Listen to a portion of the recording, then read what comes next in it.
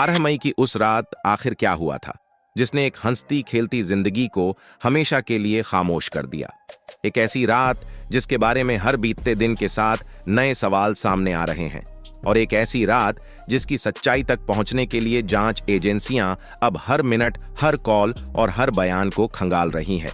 दोस्तों, आज हम बात करेंगे उस रहस्यमय रात की जिसे लेकर पति समर्थ सिंह ने पुलिस रिमांड में जो टाइमलाइन बताई है उसने पूरे मामले को एक नया मोड़ दे दिया है। आखिर 12 मई की रात ट्विशा और समर्थ के बीच क्या हुआ था? क्या सब कुछ वास्तव में सामान्य था जैसा समर्थ दावा कर रहा है, या फिर उस रात कुछ ऐसा भी हुआ था जो अब तक सामने नहीं आ पाया है? आइए समझते हैं पूरी कहानी विस्तार से। बताया जा रहा है कि 12 मई की रात की शुरुआत किसी भी आम दिन की तरह हुई थी। समर्थ सिंह के मुताबिक उसने और ट्विशा ने साथ बैठकर खाना खाया। दोनों ने कुछ समय एक दूसरे के साथ बिताया और फिर सोसाइटी के पार्क में टहलने भी गए। समर्थ का दावा है कि उस दौरान दोनों के बीच किसी तरह की बहस, विवाद या तनाव जैसी कोई स्थिति नहीं थी। उसके अनुसार सब कुछ सामान्य था। पार्क से लौटने के बाद दोनों घर पहुंचे और कुछ देर तक लिविंग रूम में बैठकर टीवी देखते रहे। बाहर से देखने पर सब कुछ एक सामान्य शादीशुदा जोड़े की तरह दिखाई दे रहा था, लेकिन इसी बिंदु से कहानी एक रहस्यमय मोड़ लेना शुरू कर देती है। समर्थ ने पुलिस को बताया कि देर रात उसे नींद आने लगी थी, इसलिए वह अपने कमरे में जाकर सो गया। उसका कहना है कि उस समय ट्विशा बिल्कुल ठीक थी और नीचे बैठकर अपने मायके वालों से फोन पर बात कर रही थी। अगर इस बयान को सही माना जाए तो उस समय तक सब कुछ सामान्य दिखाई देता है, लेकिन इसी कहानी में एक दूसरा पक्ष भी मौजूद है, और यही दूसरा पक्ष जांच एजेंसियों का ध्यान अपनी ओर खींच रहा है। ट्विशा की मां का बयान समर्थ के दावे से काफी अलग नजर आता है। उनका कहना है कि जब वह अपनी बेटी से फोन पर बात कर रही थीं, तब उन्हें फोन पर पीछे से ऊंची आवाजें सुनाई दे रही थीं। उनके मुताबिक उन आवाजों में समर्थ सिंह और उसकी मां गिरिबाला सिंह की आवाजें शामिल थीं। यही वह दावा है जिसने इस पूरे मामले को और ज्यादा जटिल बना दिया है। एक तरफ समर्थ कह रहा है कि वह अपने कमरे में सोने चला गया था और सब कुछ सामान्य था। दूसरी तरफ ट्विशा की मां का कहना है कि फोन पर उन्हें ऊंची आवाजें और बातचीत सुनाई दे रही थीं। अब सवाल यह उठता है कि आखिर सच क्या है? क्या वास्तव में उस रात कोई बहस हुई थी, या फिर यह केवल एक गलतफहमी थी? फिलहाल यही वे बिंदु हैं जिनकी जांच की जा रही है। समर्थ के अनुसार रात में अचानक उसकी मां उसके कमरे में पहुंची और उसे जगाया। उन्होंने बताया कि ट्विशा की मां लगातार फोन कर रही हैं, क्योंकि ट्विशा उनका फोन नहीं उठा रही। यह सुनकर समर्थ नीचे पहुंचा, लेकिन उसके अनुसार वहां ट्विशा मौजूद नहीं थी। इसके बाद उसने और उसकी मां ने पूरे घर में उसकी तलाश शुरू की। कमरों में देखा गया, घर के हर हिस्से को खंगाला गया, लेकिन ट्विशा कहीं दिखाई नहीं दी। समर्थ का दावा है कि जब काफी देर तक उसका कोई पता नहीं चला, तब वे दोनों छत की ओर गए, और यहीं से कहानी का सबसे दर्दनाक और सबसे रहस्यमय अध्याय शुरू होता है।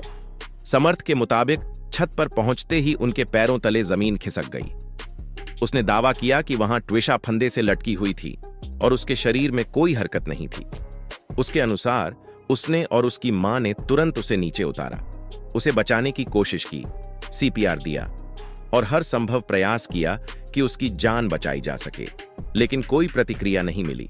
इसके बाद बिना समय गंवाए ट्विशा को अस्पताल ले जाया गया। समर्थ का कहना है कि वे उसे तुरंत एम्स लेकर पहुंचे, जहां डॉक्टरों ने जांच के बाद उसे मृत घोषित कर दिया। लेकिन यहीं से मामला और ज्यादा उलझता चला जाता है, क्योंकि अस्पताल पहुंचने के बाद जो हुआ उसने जांच एजेंसियों के सामने कई नए सवाल खड़े कर दिए। जांच में सामने आया कि अस्पताल में ट्विशा की मौत की पुष्टि होने के बाद समर्थ वहां से चला गया था। यही वह तथ्य है जिस पर सबसे ज्यादा चर्चा हो रही है।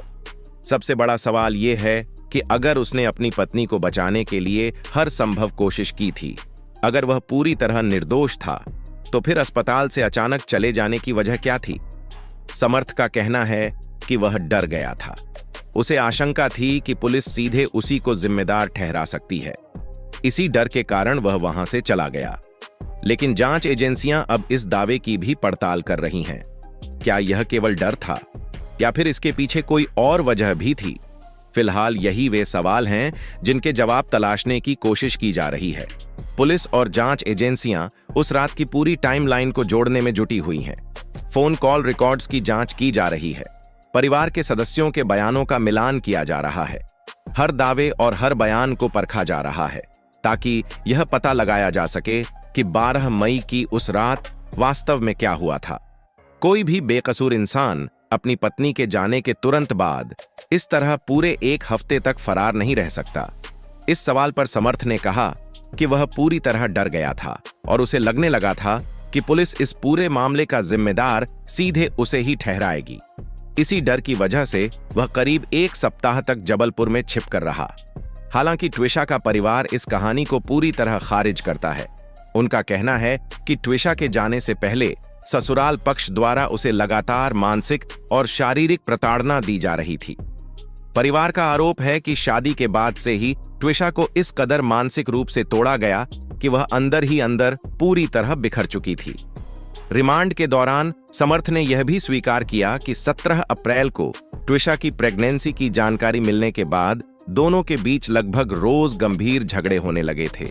समर्थ के मुताबिक ट्विशा अपनी मॉडलिंग की जिंदगी छोड़ना नहीं चाहती थी और वह सामान्य घरेलू जीवन अपनाने के लिए तैयार नहीं थी।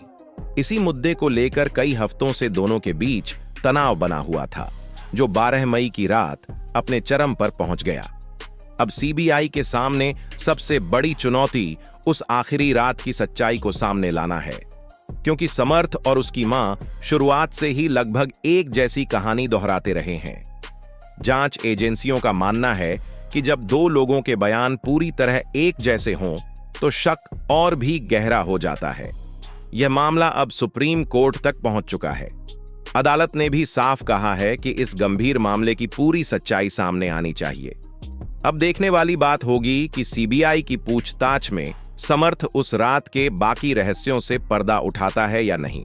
अब बात करते हैं उन नए और चौंकाने वाले अपडेट्स की, जिन्होंने इस पूरे केस की दिशा बदलकर रख दी है।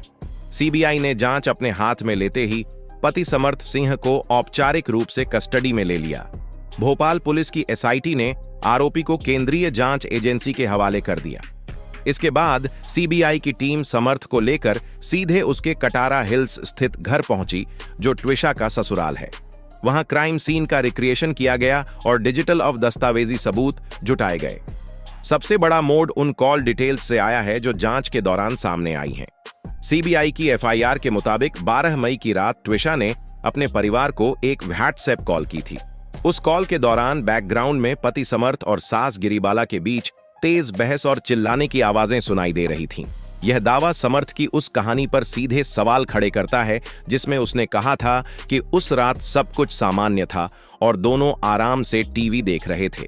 एफआईआर में यह भी दर्ज है कि शादी के समय 2 लाख रुपये नकद की मांग की गई थी और बाद में दहेज को लेकर लगातार प्रताड़ना दी जाती रही। परिवार का आरोप है कि ट्विशा को अक्सर यह कहकर ताने दिए जाते थे कि शादी उनके स्टैंडर्ड के मुताबिक नहीं हुई। इस केस का सबसे दर्दनाक पहलू ट्विशा की प्रेगनेंसी से जुड़ा है। समर्थ की मां और रिटायर्ड जज गिरिबाला सिंह ने पहले दावा किया था कि ट्विशा खुद बच्चा नहीं चाहती थी और उसने अपनी मर्जी से गर्भपात कराया था। लेकिन सीबीआई की एफआईआर में एक अलग तस्वीर सामने आई है। आरोप है कि अप्रैल में प्रेगनेंसी की जानकारी मिलने के बाद समर्थ और गिरिबाला सिंह ने ट्विशा के चरित्र पर सवाल उठाने शुरू कर दिए। इतना ही नहीं, बच्चे को स्वीकार करने से भी इनकार किया गया और भारी मानसिक दबाव बनाकर मई के पहले सप्ताह में उसका गर्भपात करवाया गया। इन घटनाओं ने ट्विशा को मानसिक रूप से पूरी तरह तोड़ दिया था। इस मामले की सबसे बड़ी और सनसनीखेज खबर गिरिबाला सिंह की गिरफ्तारी रही। मध्य प्रदेश हाई कोर्ट ने मामले की गंभीरता और जांच में सहयोग न करने के रवैये को देखते हुए उनकी अग्रिम जमानत याचिका खारिज कर दी। इसके तुरंत बाद सीबीआई ने कार्रवाई करते हुए रिटायर्ड जज गिरिबाला सिंह को गिरफ्तार कर लिया। इस घटनाक्रम के बाद ट्विशा के पिता नवनिधि शर्मा ने न्यायपालिका और सीबीआई पर भरोसा जताते हुए कहा कि इससे समाज में एक सकारात्मक संदेश गया है। अब जब मां और बेटा दोनों सीबीआई की गिरफ्त में हैं, तो माना जा रहा है कि 12 मई की रात का रहस्य ज्यादा दिनों तक छिपा नहीं रहेगा और इस मामले की सच्चाई जल्द सामने आ सकती है। दोस्तों, आपको क्या लगता है?